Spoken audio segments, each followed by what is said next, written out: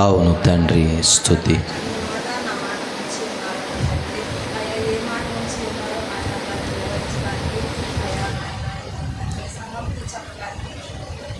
స్తుతి స్తుతి స్తుతి.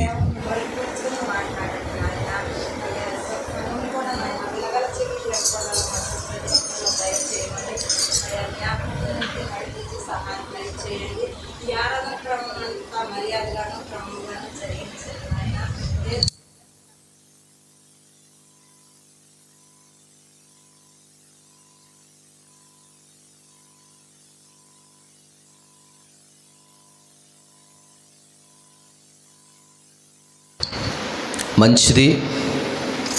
ప్రార్థన చేసినటువంటి వారికి దేవుని పేరట వందనాలు. కూడి వచ్చినటువంటి మీ అందరికీ దేవుని పేరట వందనాలు.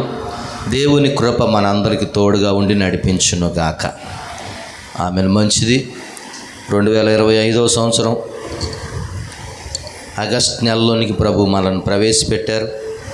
అందును బట్టి ప్రభువుకి మనం అందరము నిండు మనసుతో ఎప్పుడు కృతజ్ఞతలు చెల్లించే వారంగా ఉండాలి. ఒకసారి అందరం దేవునికి స్తుతులు చేద్దాం. హల్లెలూయా, హల్లెలూయా, హల్లెలూయా.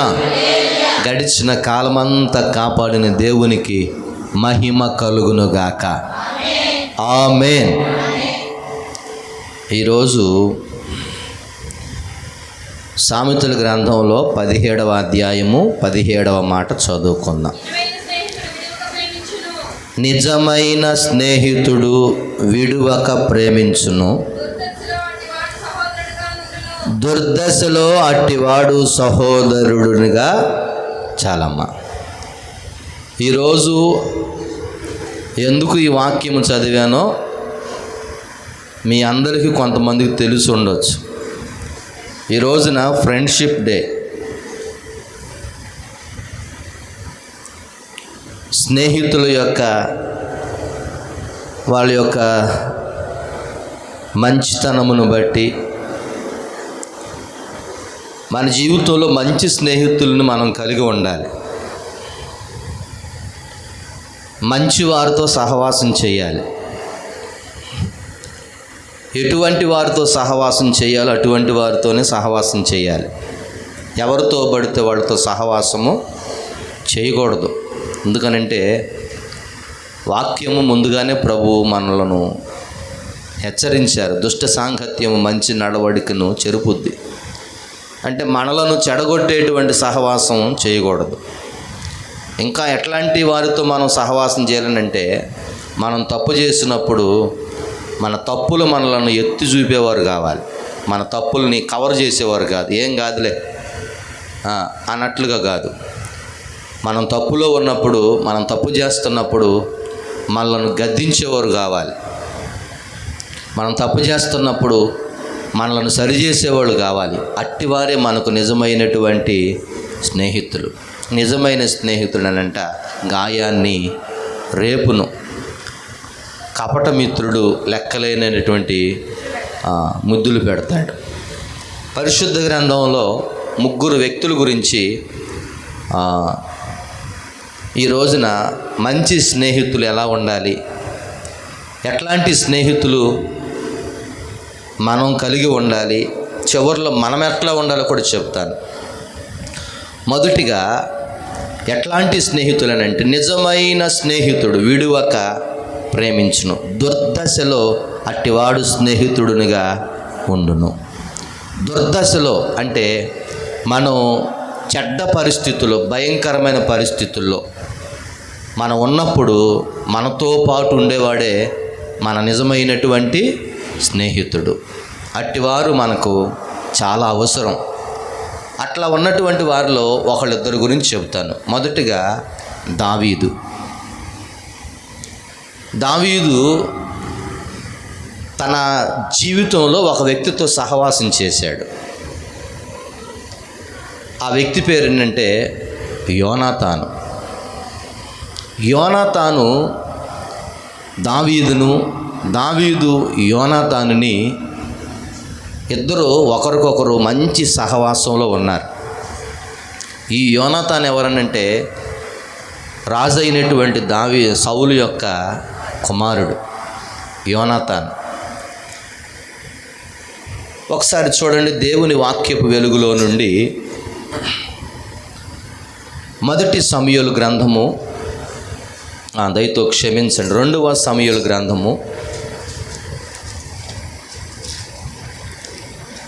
2వ సమూయేలు గ్రంథము 1వ అధ్యాయము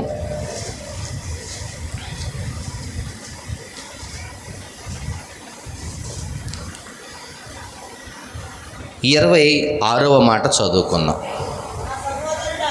నా సహోదరుడా యోనాతానా, నీవు నాకు అతి మనోహరుడవయుంటివి. నీ నిమిత్తము నేను బహు శోకము నొందుచున్నాను. నా యందు నీకున్న ప్రేమ బహు వింతైనది. స్త్రీలు చూపు ప్రేమ కంటెను అది అధికమైనది. చాలమ్మ. యోనాతానికి దావీదుకున్నటువంటి స్నేహం చాలా గొప్పదనంట. ఎంతగా వీళ్ళిద్దరూ స్నేహం కలిగి ఉన్నారనంటే, ఒకరికొకరు త్యాగాలు చేసుకునేటువంటి స్నేహం. ఒకసారి తన తండ్రి అయినటువంటి సౌలు దావీదును చంపుదామనేటువంటి కుట్రను పన్నుతున్నాడని తెలుసుకుని దావీదుకి వర్తమానం పంపిస్తాడు. ఇంకొక మాట చెప్పాలనంటే, దావీదు చనిపోతే దావీదు స్థానంలో ఉండేది యోనాతానే. దావీదు కోసం యోనాతాన్ ఏం వదులుకున్నాడు తెలిసిన? సింహాసనాన్ని కూడా వదులుకున్నాడు. రాజ్య పరిపాలన కూడా. దుర్దశ అంటే అదే. నా స్నేహితుడికి చెడ్డగతి వస్తాం నేను చూడలేనని చెప్పి తన తండ్రి పన్నుతున్నటువంటి ఆ కుట్రలను తెలుసుకుని యోనాతాన్ ఏం చేస్తాడు? దావీదుకి సమాచారం పంపిస్తాడు. ఇదిగో పలానా చోటుకు రావద్దు, పలానా చోట ఉండొద్దు, నా తండ్రి నిన్ను చంపడానికి ప్రయత్నిస్తున్నాడు, నా తండ్రి నిన్ను చంపి ఆ స్థానంలో నన్ను కూర్చోబెట్టాలని ఆలోచన చేస్తున్నాడు, కాబట్టి అట్టి స్థితిలో నా స్నేహితుడు ఉండకూడదని చెప్పి తన స్నేహితుడి యొక్క ప్రాణాన్ని యోనాతాన్ ఏం చేశాడు? కాపాడాడు. దేవునికి స్తోత్రం. అది అట్లాంటి స్నేహం కావాలి. ఎట్లాంటి స్నేహితులు కావాలి? మన యొక్క యోగక్షేమాలు కోరేటువంటి స్నేహితులు కావాలి. ఈ రోజున స్నేహాలకు విలువ లేదు. ఉందా అమ్మా? ఎట్లాంటి స్నేహం అని అంటే, ఆ మాట కూడా నేను రాసుకున్నాను. ఈ రోజున ఎట్లాంటి స్నేహాలు ఉన్నాయనంటే చాలా భయంకరమైనటువంటి స్నేహాలు ఉన్నాయి. అవి తర్వాత చెప్తాను మీకు. యోనాతాను ఎంత ప్రేమించాడనంటే దావీదు కోసం సింహాసనాన్ని కూడా వదులుకున్నాడు. దావీదు యొక్క ప్రాణాన్ని కాపాడడానికి తండ్రితో కూడా ఎదురు తిరిగాడనంట. తండ్రి యొక్క కుట్రలను దావీదుకి ఎప్పుడు కూడా సమాచారం ద్వారా తెలియజేస్తూ ఉండేవాడు. దేవునికి స్తోత్రం. ఇది దుర్దశలో ఉన్నప్పుడు స్నేహితుడు ఏం చేయడానంట? విడువడు. దావీదు దుర్దశలో ఉన్నప్పుడు యోనాతాన్ ఏం చేయలేదు? దావీదుని విడిచిపెట్టలేదు.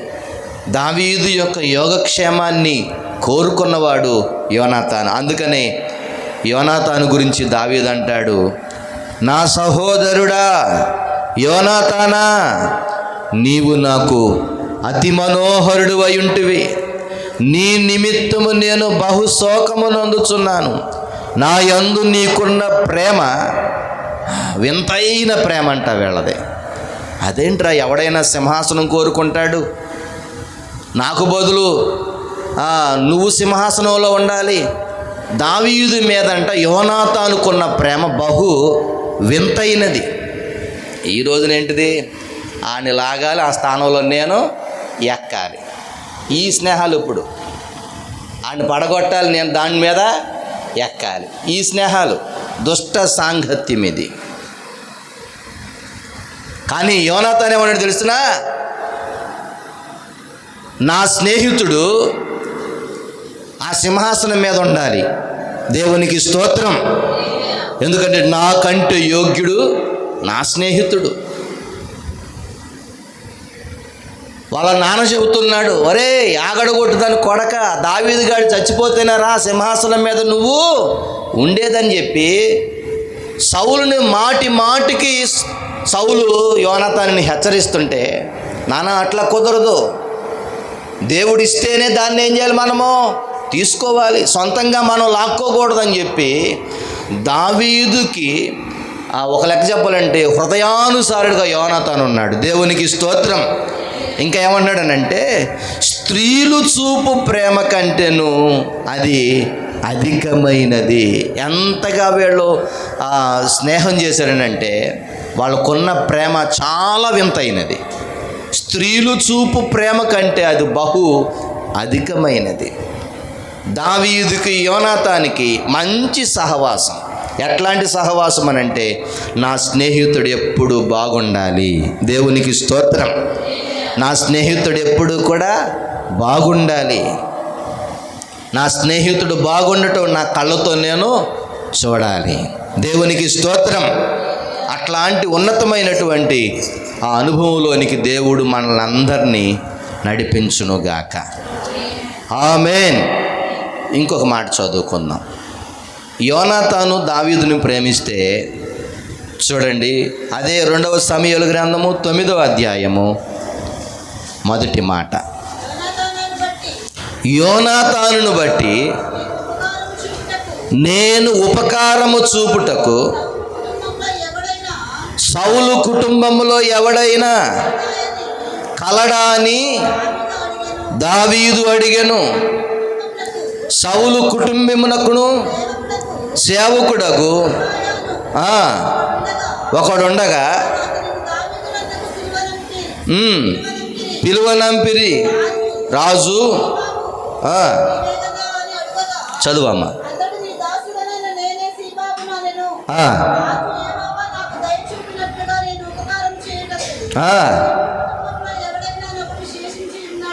ఉన్నాడని యోనాతానునకు కుంటికాల గల కుమారుడు ఒకడున్నాడని రాజుతో చదువమ్మా అడుగగా చిత్తగించుము.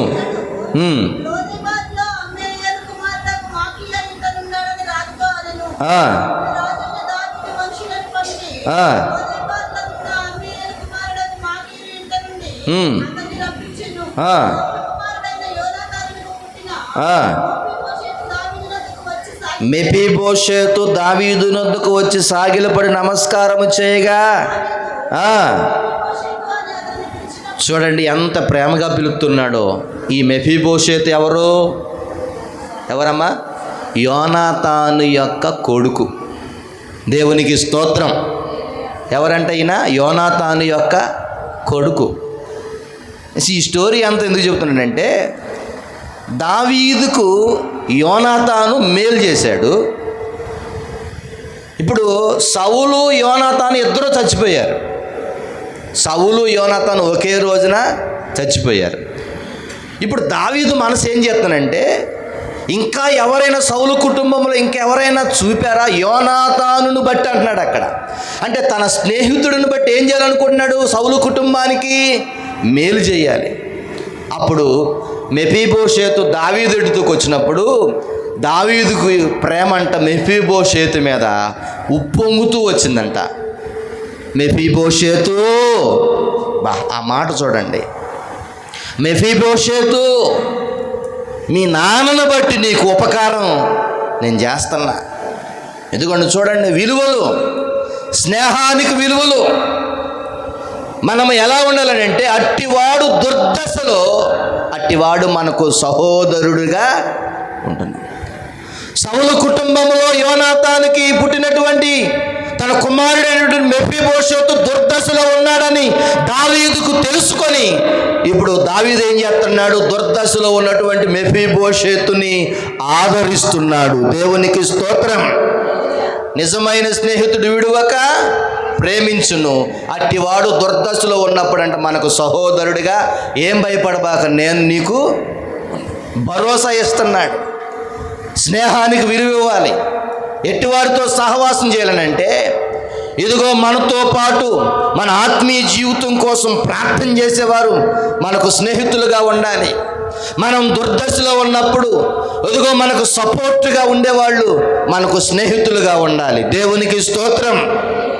అట్టి వారితో మనం సహవాసం చేస్తే దేవుడు మనకు మంచి చేయునుగాక.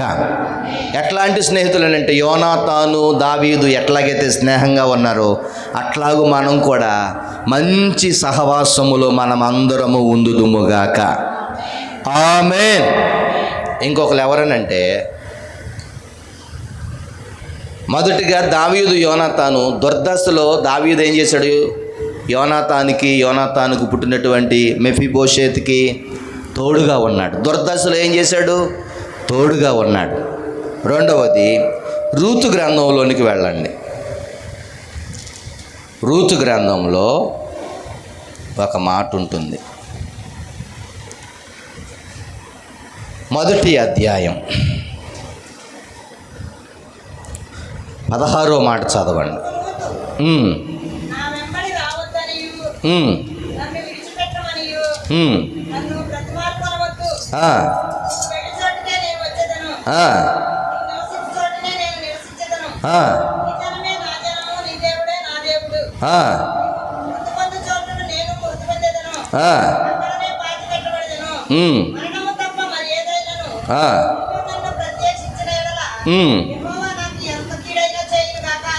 చాలా. మనం ఇంకా 14వ మాట చదివితే 14వ మాట కూడా ఒకసారి చదవండి. వారు ఎలుగెత్తి ఏడవగా వార్ప తన అత్తను ముద్దు పెట్టుకొనెను. రూతు ఆమెను హత్తుకొనెను. ఇప్పుడు ఈ స్టోరీ ఈరోజు ఉపదేశం చెబుతా. ఏంటిదనంటే మనం ఎట్లా ఉండాలి. ఇక్కడ ఇద్దరు స్త్రీలు కనపడుతున్నారు. ఒక స్త్రీ పేరేమో నయోమి, ఇంకొక స్త్రీ పేరేమో రూతు.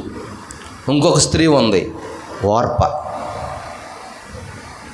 వార్ప ఏం చేస్తుంది? ముద్దు పెట్టుకుని అత్తగారిని విడిచి వెళ్ళిపోయింది. అక్కడ రాయబడిన రూతు ఆమెను హత్తుకుందంట. దేవునికి స్తోత్రం. ఇప్పుడు నయోమి ఏ స్థితిలో ఉందనంటే భర్తను పోగొట్టుకున్నటువంటి దయనీయమైనటువంటి స్థితిలో, ఇద్దరు చేతికొచ్చినటువంటి కొడుకులను పోగొట్టుకున్నటువంటి దయనీయమైనటువంటి స్థితిలో, ఇంకా లెక్క చెప్పాలనంటే దుర్దశలో ఉంది. భయంకరమైనటువంటి వేదనలో నయోమి ఉంది. వేదనలో బాధల్లో నయోమి ఉంటే మొదటి కోడలైనటువంటి ఓర్ప ఏం చేసింది? మా అత్త ఏమైపోతుంది నాకెందుకులని చెప్పి తన స్వార్థంతో ముద్దు పెట్టుకుని తన స్వజనుల యొద్దకు వెళ్ళిపోయింది. కానీ దుర్దశలోనంట అత్తగారిని ఏం చేసింది? రూతు హత్తుకొన్నది. దేవునికి స్తోత్రం. చూడండి, నిజమైన స్నేహితుడు విడువక ప్రేమించును. స్నేహము వాళ్ళ అత్తగారితో ఇప్పుడు ఏం చేస్తుంది? కోడలు స్నేహం చేస్తుంది, సహవాసం చేస్తుంది. ఒక లెక్క చెప్పాలంటే ఆమెకు స్వజనులు ఉన్నారు, ఆమెకి వయసు ఉంది. కానీ దుర్దశలో ఉన్నటువంటి తన అత్తగారిని ఏం చేయలేదు, ఆమె విడిచిపెట్టలేదు. విడువక ప్రేమించెను. దేవునికి స్తోత్రం. విడువక ప్రేమించెను. దుర్దశలో ఉన్నప్పుడు అట్టివాడు తన సహోదరుడుగా తనతో పాటు ఉంటాడని. ఓర్ప వెళ్ళిపోయింది, కానీ నయోమితో రూతు మాత్రమే నిలిచింది. వృద్ధాప్యంలో ఉన్నటువంటి వారి అత్తగారికి మంచి చేసేదిగా ఉంది. వృద్ధాప్యంలో ఉన్నటువంటి తన అత్తగారు భర్తను పోగొట్టుకుని బిడ్డలను పోగొట్టుకుని ఒక దయనీయమైనటువంటి పరిస్థితిలో తన అత్తగారు ఉందని ఆలోచించి, ఈ వయసులో మా అత్తకు నేను తప్ప ఇంకెవరున్నారని ఆలోచించి ఒక మంచి నిర్ణయం తీసుకుంది. ఏమన్నానంటుందంటే, నీవు వెళ్ళే చోటకి నేను వచ్చేదను. దేవునికి స్తోత్రం. విడిచిపెట్టిందా? వదిలేసిందా? వదిలిపెట్టలేదు. అందుకనే దేవుడు కూడా రూతుని విడిచిపెట్టలేదు. దేవుడు కూడా రూతులాగానే ఏం చేశాడు? ఆలోచించాడు. దేవునికి మహిమ కలుగును గాక. అందుకని రూతుని దేవుడు ఏం చేశాడనంటే అత్యధికమైనటువంటి ఆశీర్వాదంతో దేవుడు ఆమెను నింపాడు. వాక్యం చెబుతుంది, నరుల ఎదుట తన్ను ఆశ్రయించు వారి నిమిత్తము ఆయన దాచి సిద్ధపరిచిన మేలు ఎంతో గొప్పది. దేవునికి స్తోత్రం, హల్లెలూయా. అంటే దీనికి అర్థం ఏంటంటే మనం విలువలతో బ్రతకాలని అర్థం. ఏం చేయాలంటే మనం విలువలతో బ్రతకాలి. దావీదు యోనాతాను విలువలతో బ్రతికారు. ఇక్కడ ఇద్దరు ఉన్నారు, నయోమి రూతులు ఏం చేస్తున్నారు? విలువలతో బ్రతికారు. అందుకని ఆ కుటుంబాన్ని దేవుడు యేసుక్రీస్తు యొక్క వంశావళిలోనికి ఆయన వారిని చేర్చాడు. విలువలతో ఉండాలి మంచిగా. వయసు కొంచెం డిఫరెన్స్ ఉంచవచ్చు, కానీ ఒకళ్ళు తప్పులు చేస్తున్నప్పుడు ఒకళ్ళు అననీయ సపేరాల్లాగా సపోర్ట్ చేసుకోకుండా, తప్పులకు సపోర్ట్ కాదు, తప్పు చేస్తున్నప్పుడు ఏం చేయాలంటే వారిని మనము సరిదిద్దే వారిగా ఉండాలి. ఒకసారి మీకు ఇంకా వివరంగా అర్థం కావాలనంటే అపోస్తల కార్యాల గ్రంథంలోనికి వెళ్ళండి.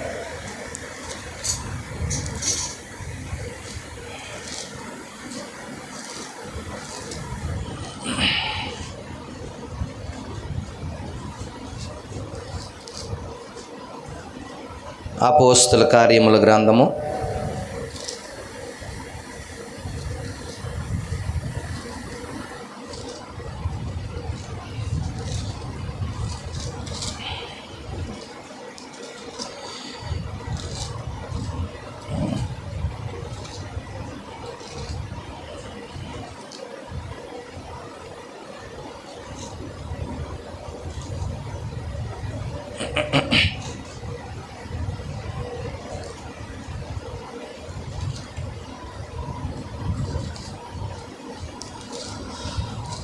'పేతురు గారిని పౌలు గారు గద్దిస్తాడు. ఎక్కడుంటో చూంచు.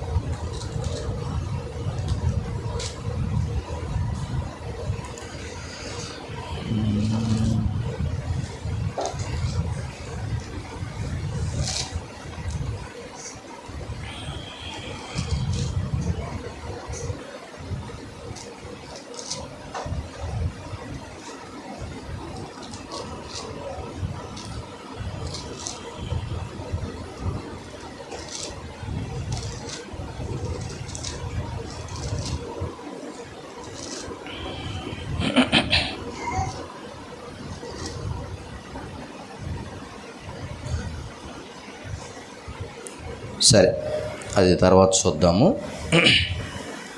మనం ఎట్లా ఉండాలనంటే రూతు గ్రంథంలో 1వ అధ్యాయము 16వ మాట చదువుకుంటే, అందుకు రూతు నా వెంబడి రావద్దని, నన్ను విడిచిపెట్టమని నన్ను బ్రతిమలాడుకొనవద్దు. నువ్వు వెళ్ళు చోటకే నేను వచ్చేదను, నీవు నివసించు చోటనే నేను నివసించేదను. నీ జనమే నా జనము, నీ దేవుడే నా దేవుడు. నీవు మృతి పొందిన చోటనే నేను మృతి పొందేదను, అక్కడనే పాతి పెట్టబడదను. మరణము తప్ప మరి ఏదైనాను నిన్ను నన్ను ప్రత్యేకించిన యెడల యెహోవా నాకు ఎంత కీడైనా చేయునుగాక. అప్పుడు అంటుంది అత్తగారు, అంటుంది తనతో కూడా వచ్చుటకు ఆమెకు మనస్సు కుదిరినదని నయోమి తెలుసుకొని అందును గూర్చి ఆమెతో మాట్లాడటం మాని గనుక వారిద్దరూ బెత్లెహేమునకు వచ్చుటకు ప్రయాణము చేసిరి. దేవునికి స్తోత్రం. అత్త కోడళ్ళు ఏం చేస్తున్నారు? కలిసి ప్రయాణము చేస్తున్నారు. కుటుంబాల్లో మన యొక్క వ్యక్తిగత జీవితంలో కూడా మనం ఎట్లా ఉండాలని అంటే, అత్తగారిని కోడలు ఏం చేయాలి? వెంబడించాలి. కోడల్ని అత్తగారు ఏం చేయాలి? ప్రేమించాలి. తన కూతురులాగా. కూతుర్ని ఎలాగైతే ప్రేమిస్తావో కోడలను కూడా ఏం చేయాలి? అలాగే ప్రేమించాలి. మీ తల్లిని ఎట్లాగైతే ప్రేమిస్తావో మీ అత్తగారిని కూడా ఎట్లాగే ఏం చేయాలి? ప్రేమించాలి. ఇది కుటుంబము సహవాసంగా ఉండాలి. సహోదరులు ఐక్యత కలిగి నివసించుట, ఎంత మేలు, ఎంత మనోహరం, అందమైన కుటుంబముగా ఉండాలి.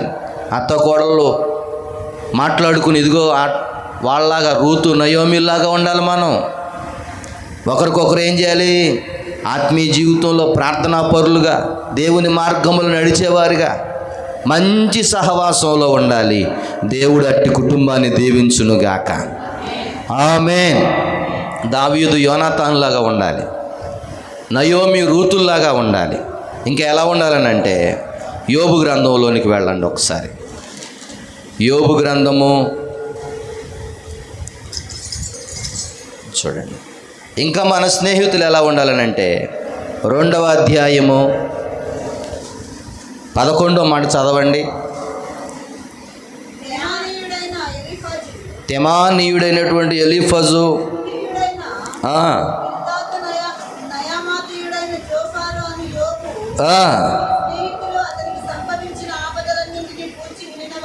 వినినవారై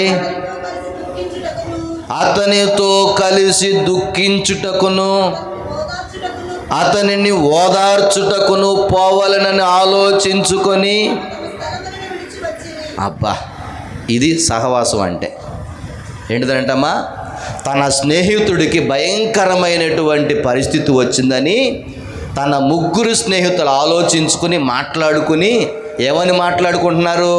అక్కడ రాయబడి ఉంది చూడండి. అతనితో కలిసి దుఃఖించుటకును అతనిని ఓదార్చుటకును.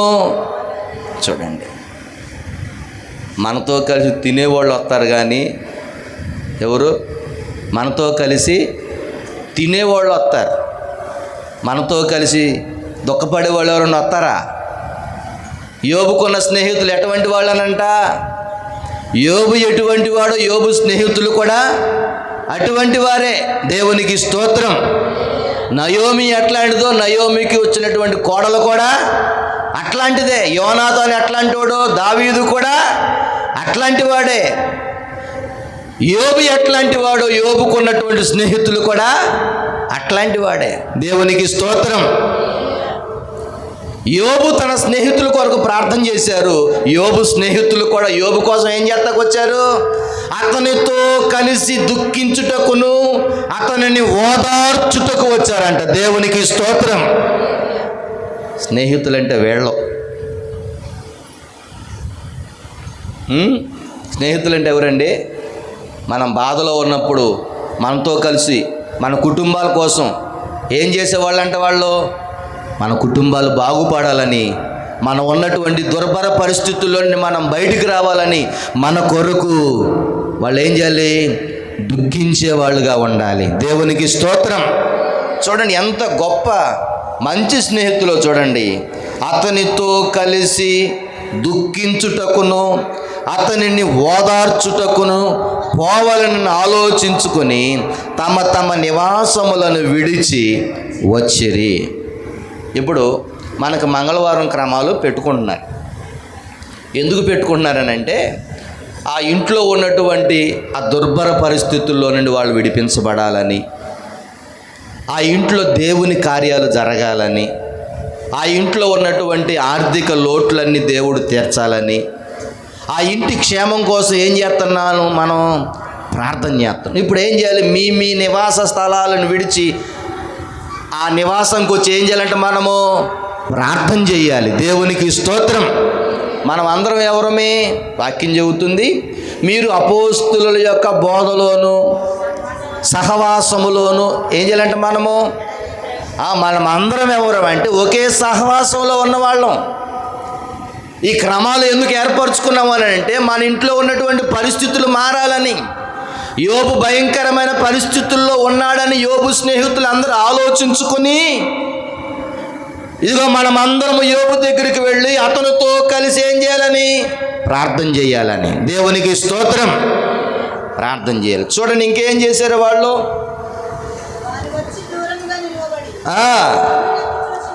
కన్నులెత్తి చూచినప్పుడు అతనిని పోల్చలేక తమ వస్త్రములను చింపుకొని ఆకాశము తట్టు తలవ మీద ఎలుగెత్తి ఏడ్చిరి.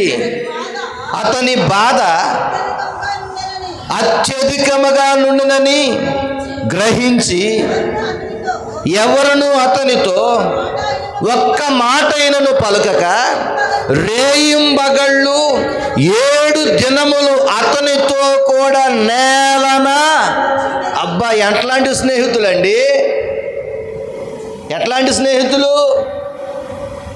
యోబు యొక్క పరిస్థితులు మారాలని 7 రోజులు వాళ్ళు కూడా బట్టలు చింపుకొని, వాళ్ళు కూడా తల మీద బూడిద పోసుకొని ఆకాశమందు ఉన్నటువంటి దేవునికి ఏం చేస్తున్నారంటే యోబు స్నేహితులు ప్రార్థన చేస్తున్నారు. దేవునికి స్తోత్రం. దుర్దశలు ఏం చేయలేదంటే యోబు స్నేహితులు విడిచిపెట్టల. అది మనం బాగోనప్పుడు మన బాగు కోసం ప్రార్థన చేసేవాళ్ళే.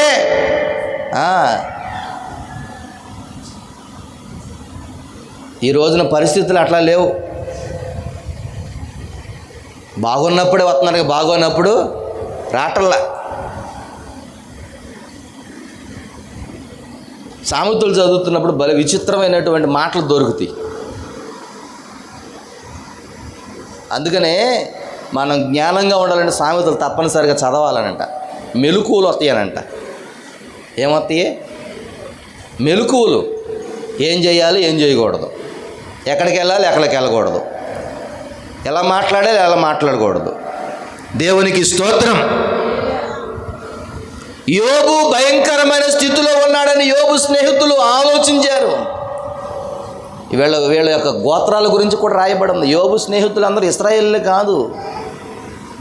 యోబు స్నేహితులందరూ యూదులు కాదండి. యోబు స్నేహితులందరూ ఆయా ప్రాంతాల్లో నివసించేవాళ్ళు. కానీ యోబు గురించి ఏం చేస్తున్నాడు?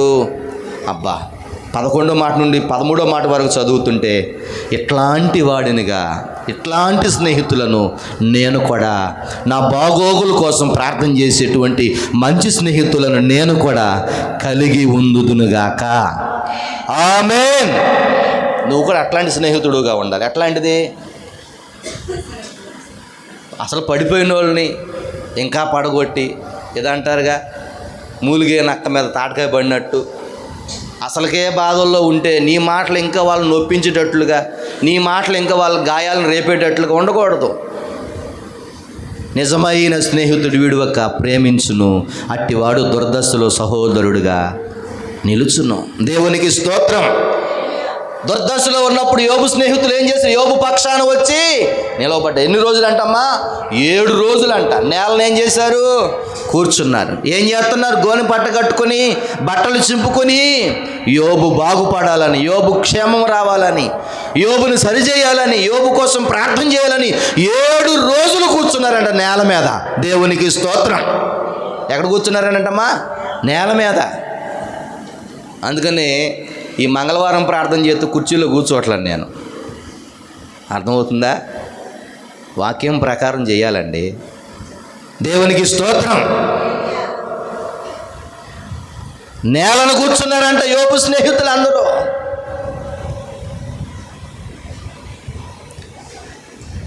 మంచి కాపరి నా కాపరి, గొప్ప కాపరి నా కాపరి, మంచి కాపరి నా కాపరి, గొప్ప కాపరి నా కాపరి, నేనాయన గొర్రెను, నేనాయన గొర్రెను, నేనాయన గొర్రెను, నేనాయన గొర్రెను, నాకులేమి కలుగదు, నేనాయన గొర్రెను, మంచి కాపరి నా కాపరి, గొప్ప కాపరి నా కాపరి, గాఢంధకారపు లోయలలో నేను సంచరించినను నీ దుడ్డు కర్రయు నీ దండమునను ఆదరించెను. నా దాహము తీరెనే, నా ఆకలి తీర్చెనే, నా ఆకలి తీర్చెనే, నా దాహము తీర్చెనే. నాకులేమి కలుగదు, నేనాయన గొర్రెను. నాకులేమి కలుగదు, నేనాయన గొర్రెను. మంచి కాపరి నా కాపరి, గొప్ప కాపరి నా కాపరి. హల్లెలూయా. మన దేవుడు ఎవరనంటమ్మా? మంచి కాపరి. గొర్రెల కొరకు తన ప్రాణాన్ని, తన స్నేహితుడి కొరకు ప్రాణం పెట్టేటువంటి సహోదరుడు ఈ లోకంలో ఎవడు? మనందరి కోసము ఆయన ఏం చేశారంటే తన ప్రాణాన్ని, అవసరమైతే తన సహోదరుడి కోసం ఏం చేయాలంటే మనము ప్రాణం పెట్టేటువంటి ఆ ఉన్నతమైనటువంటి అనుభవంలోని కూడా మనము వెళ్ళుదుముగాక. ఆమేన్. యోనాతాను దావీదు యొక్క స్నేహం ఎంతో విలువైనది. నయోమి రూతుల యొక్క సహవాసము ఎంతో విలువైనది. ఇదిగో ఇక్కడ యోబు స్నేహితుల యొక్క సహవాసము ఎంతో విలువైనది. ప్రార్థనాపరులు, ఒకరి కొరకు ఒకరు ప్రార్థన చేసేవాళ్ళు, ఒకరి కొరకు ఒకరు మేలులు పొందుకునేవారు. ఈ రోజున స్నేహాలు ఎట్లా ఉన్నాయంటే గొంతులోకి తోసేసే స్నేహాలు, నమ్మించి గొంతు కోసే స్నేహాలు, నమ్మించి మోసం చేసే స్నేహాలు, నమ్మించి తబ్బింపు చేసేటువంటి, ఉప్పొంగు పోసేటువంటి మాటలు పలికి మనలో నాశనం వైపుకు నడిపించేటువంటి స్నేహాలు ఎక్కువైపోతున్నాయి. సొలొమోను యొక్క కొడుకు యెరోబాము రాజ్య పరిపాలనలోనికి వచ్చినప్పుడు, సొలొమోను కొడుకైనటువంటి దయతో క్షమించండి, రెహబాము రాజ్య పరిపాలనలోనికి వచ్చినప్పుడు పెద్దలందరూ కూడి రెహబాము దగ్గరికి వచ్చారనంట. రెహబాము దగ్గరికి వచ్చినప్పుడు పెద్దలందరూ వచ్చాయా, రెహబామా మేమందరకు మీకు లోబడి ఉంటాము, మేమందరం మీకు లోబడి ఉంటాము, మీ నాన్న పెట్టినటువంటి పనులు కొంచెము తగ్గించయ్యా, మేము కట్టలేకపోతున్నాం, మేము ఆ బరువు మొయ్యలేకపోతున్నాం, మీ నాన్నగారు మా మీద ఎక్కువ బరువు మోపాడయ్యా. ఎందుకు పెట్టాడంటే బరువు, సొలొమోను కూడా బరువు ఎందుకు పెట్టాడంటే మందిరం ఆ రోజులు సొలొమోను దినాల్లోనే మందిరమును కట్టడానికి వాళ్ళ మీద కొంచెం ఏం చేశాడు, సొలొమోను గారు పన్నులు ఎక్కువ పెట్టాడు. ఆ మందిరం పని అయిపోయింది, అదే పన్ను కొనసాగిస్తుంది. అయ్యా దయచేసి ఆ పన్ను కొంచెం తగ్గించండి అని చెప్తే 3 దినాల తర్వాత రండి అని చెప్పి ఆ పెద్దలను పంపించేశాడు రెహబాము.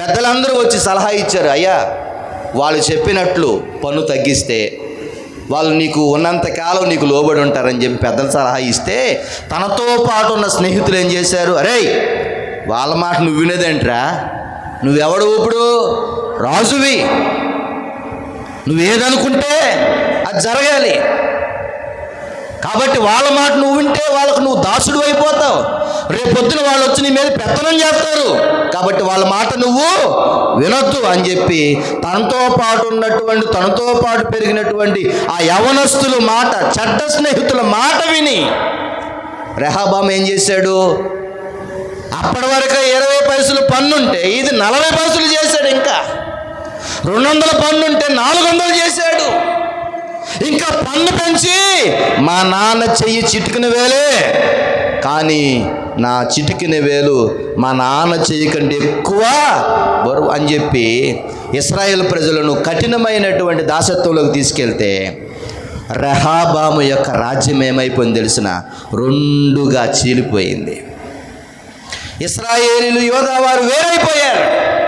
అప్పటి నుండి చీలిక వచ్చేసింది. అందుకనంటే మనము సరిలేనప్పుడు మనల్ని సరిచేసేవారు స్నేహితులుగా ఉండాలి. మనం తప్పు చేస్తున్నప్పుడు మనం తప్పును ఏం చేయకూడదు, మన స్నేహితులు సపోర్ట్ చేయకూడదు, సమర్థించకూడదు. ఒక వ్యక్తి తప్పులో ఉన్నప్పుడు ఏం కాదులే, డబ్బు వస్తుందిగా, ఏం కాదులే, ఎంతమంది చేయట్లేదు, ఏం కాదులే అని చెప్పి ఆ తప్పును ఏం చేయకూడదు, సమర్థించకూడదు. ఈరోజు తప్పు సమర్థిస్తున్నావా, జాగ్రత్త, దేవుని తీర్పులోనికి వస్తాం. మనం ఎవరో తెలిసినా నిజమైన స్నేహితులు.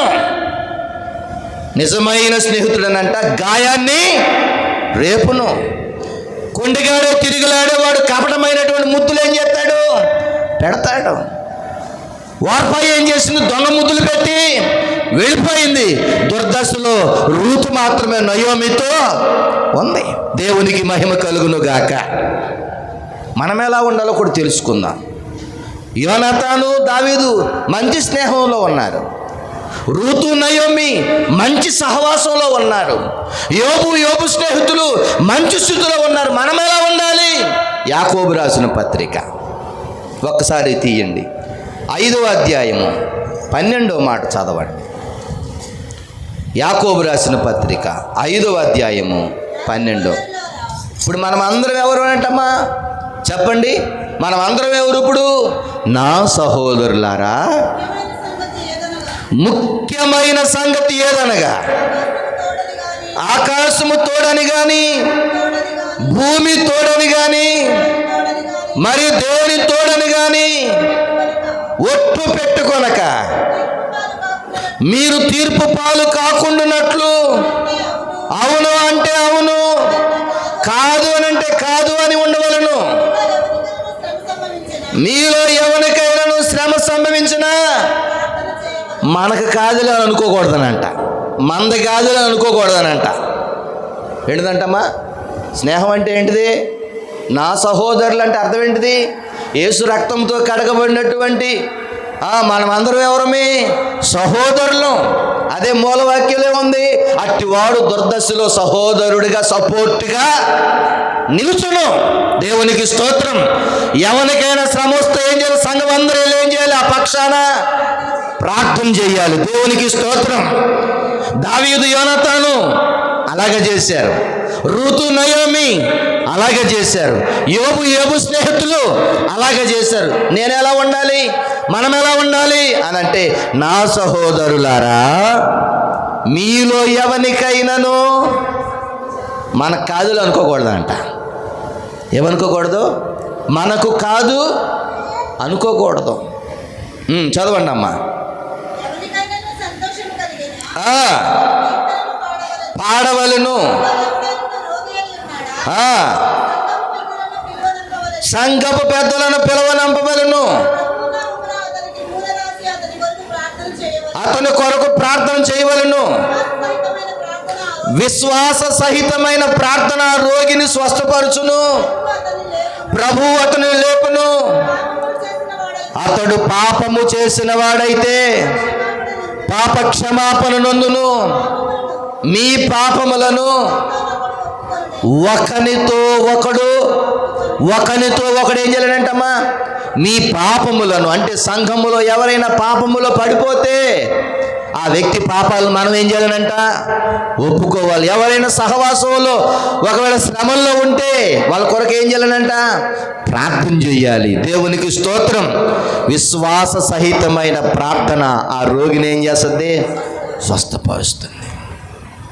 నేను ఎలా ఉండాలనంటే, ఇదిగో యాకోబు రాసిన పత్రిక 5:12 మాటలో ఉన్నటువంటి ఈ వాక్యం ప్రకారము మనమందరము ఉందుదుముగాక. హల్లెలూయా. మీకు శ్రమ వచ్చినప్పుడు కాదు, మీకు బాధలు వచ్చినప్పుడు కాదు, మీలో ఎవరికైనాను ఏం చేయాలంట? మీలో ఎవరికి శ్రమ వచ్చినా ఆ శ్రమ మన శ్రమగా భావించుకోవాలి. వాళ్ళున్న పరిస్థితులు మనమున్న పరిస్థితులుగా భావించుకుని వాళ్ళని దేవుడు పైకి లేవనెత్తాలని, వారి పాపాలు మనం ఏం చేయాలనంట? ఒప్పుకుని వారి కుటుంబం యొక్క క్షేమము కొరకు నిత్యము మనం అందరము కలిసి ప్రార్థన చేయుదుముగాక. ఆమేన్. అట్టి ఉన్నతమైన అనుభవంలోనికి దేవుడు మనల్ని నడిపించునుగాక. ప్రార్థన చేసుకుందాం. అందరూ తలలు వంచండి, వీలైతే మోకరించండి. స్తుతి స్తుతి స్తుతి స్తుతి స్తుతి.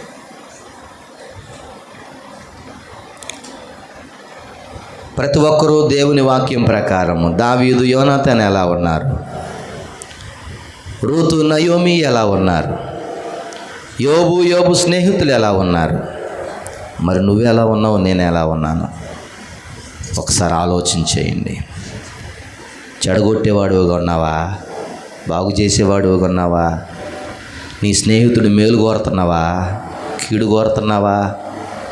నీ స్నేహితుడు తప్పు చేస్తున్నప్పుడు సమర్థిస్తున్నావా, సరిచేస్తున్నావా? ఒకసారి ఆలోచన చెయ్యి. చిన్న ప్రార్థన చేయి. నోరు తెరిచి చిన్న ప్రార్థన చేయి. ప్రార్థన చేసేటప్పుడు కలిసి ప్రార్థన చేయాలి. మీలో ఎవరికైనా సంతోషం కలిగిన కీర్తనలు పాడాలి. మీలో ఎవరికైనా శ్రమ సంభవించిన ప్రార్థన చేయాలి. మీలో ఎవడైనా రోగి ఉన్నాడా, నూనె రాసి ప్రార్థన చేయాలి. మీలో ఎవడైనా పాపంలో పడిపోయాడా, వారి పాపాలు మనం ఒప్పుకోవాలి. ఇదే కదా సహవాసం, ఇదే కదా స్నేహం అంటే. దేవా మీకు స్తోత్రాలు. చిన్న ప్రార్థన చేయండి. స్తుతి స్తుతి స్తుతి స్తుతి స్తుతి. చిన్న ప్రార్థన చేయండి.